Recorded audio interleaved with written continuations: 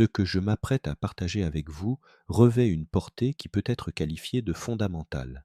Il ne s'agit ni d'une opinion personnelle, ni d'une théorie spéculative. Ce discours s'appuie sur une suite logique, rigoureuse et irréfutable des événements, inscrite dans le cadre d'un conflit secret qui se poursuit depuis plusieurs décennies. Préparez-vous, car ce que vous allez découvrir ici transformera de manière durable votre perception des événements contemporains. Chapitre 1. Les opérations militaires clandestines, l'armée invisible des White Hats. Depuis plusieurs décennies, une organisation militaire secrète, surnommée les White Hats, opère dans les coulisses des structures globales. Composée d'officiers de haut rang, de membres des services de renseignement et de forces spéciales patriotiques, cette coalition s'est infiltrée au sein des institutions politiques, des agences de renseignement et même au sein des alliances interarmées. Leur allégeance ne repose pas sur un gouvernement soumis à des dérives corrompues, mais sur la sauvegarde et les intérêts des peuples à travers le monde. La mission des White Hats est ambitieuse et complexe. Neutraliser les mécanismes de l'État profond, démanteler les réseaux de corruption qui s'étendent à l'échelle planétaire et restaurer les ressources matérielles et immatérielles confisquées à l'humanité. Ces initiatives se caractérisent par leur efficacité, leur coordination stratégique et leur précision opérationnelle. Toutefois, l'existence et l'activité de cette armée invisible ne sont pas le fruit d'événements récents, mais bien le prolongement d'une dynamique enracinée dans le temps. Les premières manifestations publiques associées à cette stratégie sont apparues par le biais de communications cryptées sur des plateformes numériques telles que 4chan, Reddit et ultérieurement 8kun. Sous le pseudonyme Q, des messages énigmatiques furent diffusés. Ces messages, agrémentés de séries numériques complexes, de horodatage minutieux, ainsi que de références militaires, historiques et bibliques, n'étaient pas de simples divertissements. Ils constituaient des directives codées destinées aux White Hats opérant sur le terrain, tout en offrant une occasion aux citoyens avertis de participer à un processus d'éveil collectif en décryptant ces éléments symboliques. Chapitre 2. Les codes dans les discours, l'arme de Trump. C'est ici que tout se décide. Ce chapitre en est l'élément central. Depuis son entrée en politique, Donald Trump ne laisse rien au hasard. De ses discours à ses tweets, de ses tenues au décor qui l'entoure, en passant par le choix précis des mots, tout est empreint d'un langage codé. Dans les opérations militaires spéciales, il existe une discipline nommée communication stratégique délibérée. Celle-ci consiste à diffuser un ordre, une alerte ou une synchronisation via des canaux publics tout en demeurant imperceptible pour l'adversaire. Par exemple, Donald Trump emploie souvent des mots ou expressions qui, de prime abord, semblent déconnectés de son discours. Des termes tels que storm, calm before the storm, great awakening ou encore we're taking back control, agissant comme des déclencheurs. Ces mots sont souvent associés à des publications Q sur des forums, mises en ligne bien avant, et qui contiennent des indications précises comme des dates, identifiants ou images. Un autre exemple se trouve dans le choix vestimentaire. Trump opte parfois pour des cravates rouges, bleues ou violettes, suivant des contextes spécifiques. Ces couleurs fonctionnent comme des codes visuels d'ordre militaire. Le rouge pourrait signaler une phase offensive, le bleu une phase défensive ou de protection civile, et le violet refléter la combinaison de deux types d'opérations, par exemple aérien plus cyber ou justice plus renseignement. Même Melania Trump s'est impliquée dans ce système codé. Lors d'une visite à la base militaire d'Andrews, elle portait une veste avec l'inscription Je vraiment ne m'en fiche pas, fais-tu. Beaucoup ont interprété cela comme une provocation. En réalité, ce message, associé au moment, au lieu et à la photo, correspondait à une annonce de Q concernant une opération visant à neutraliser la CIA dans une zone précise. Dans les jours suivants, plusieurs figures ont été évincées. Des arrestations discrètes ont eu lieu. Des incidents étranges se sont produits. Mais pour ceux qui savent décrypter le plan, rien n'était dû au hasard. Ce système est la clé pour comprendre la guerre en cours. Chaque discours présidentiel est une pièce du puzzle. Chaque mot est soigneusement choisi.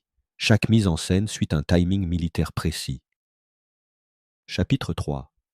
Canon, les porteurs de messages. Q ne se limite pas à l'image simpliste d'un théoricien du complot en ligne. Il s'agit plutôt d'une entité militaire d'un niveau exceptionnellement élevé, une interface, un vecteur de communication. Plutôt que de fournir des réponses prémâchées, Q propose des interrogations destinées à inciter le public à réfléchir, analyser et établir des connexions entre différents éléments. Le phénomène QAnon repose sur l'implication des citoyens qui partagent, décryptent et simplifient ces messages pour une diffusion plus large.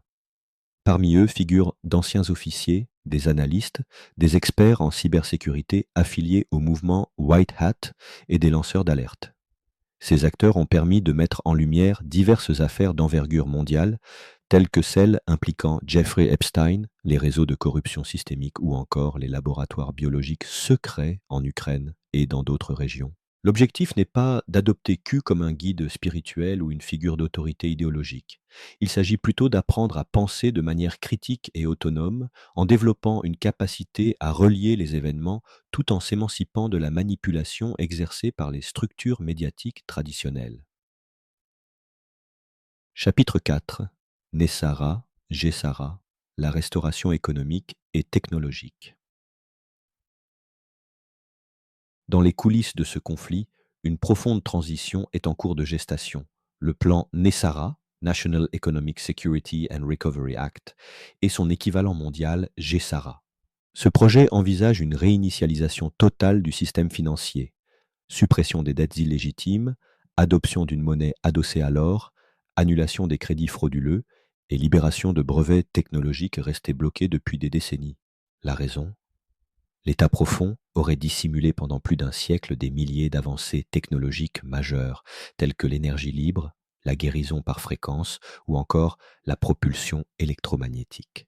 Ces découvertes seraient aujourd'hui sous le contrôle des forces militaires White Hats.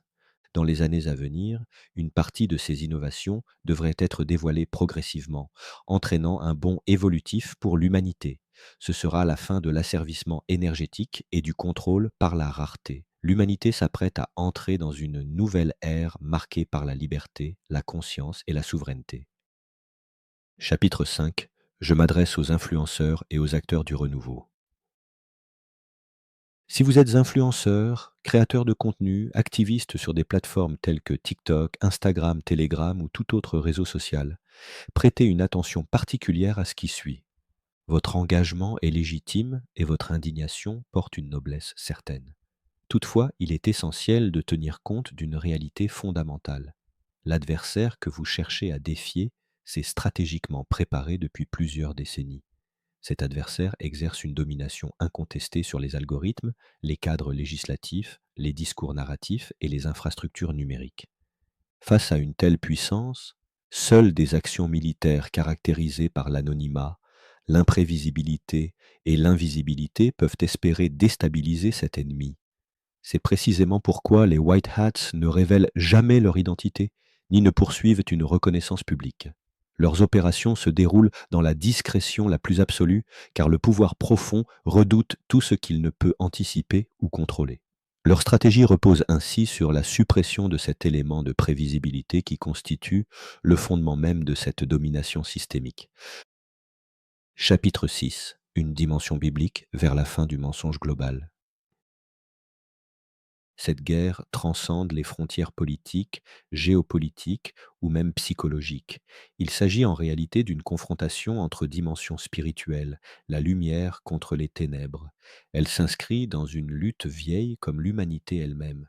Ce que nous observons aujourd'hui n'est pas la fin de l'humanité, mais bien celle d'un paradigme.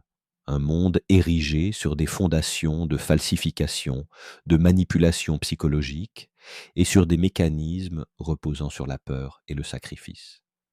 Un tournant historique est en cours, celui de l'avènement de la vérité et de la quête de libération.